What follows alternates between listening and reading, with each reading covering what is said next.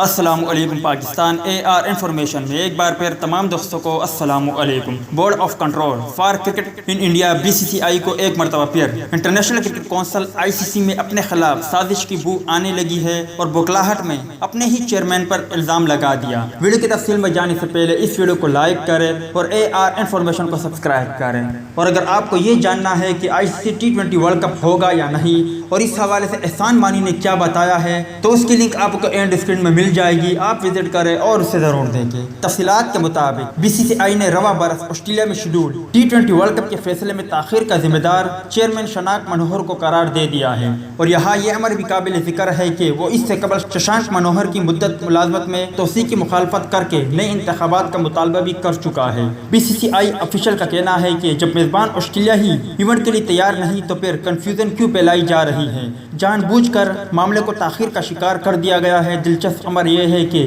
اس سے قبل کچھ ادائیگیوں کے معاملے میں ICC نے BCCI کو سخت الفاظ پر مشتمل خط لکھا، جس میں کہا گیا کہ اگر بھارت نے معاملات کو حل نہ کیا تو اس سے ICC ایونٹ کی میزبانی چھین لی جائے گی، اور اس کا الزام بھی انہوں نے ششانک منوہر پر ہی عائد کیا تھا۔ تو دوست یہ تھی BCCI اور ششانک منوہر کے حوالے سے کچھ اپڈیٹ۔ ویڈیو اچھی لگی ہو تو لائک کرے، بری لگی ہو تو ڈس لائک کرے۔ چینل کو ابھی تک سبسکرائب نہیں کیا تو اسے بھی سبسکرائب کرے اور ساتھ ہی ساتھ بیل آئیکن پر بھی کلک کرے، تاکہ جب بھی ہم کوئی ویڈیو اپلوڈ کریں اس کی نوٹیفیکیشن فوراً آپ کو ملتی رہے۔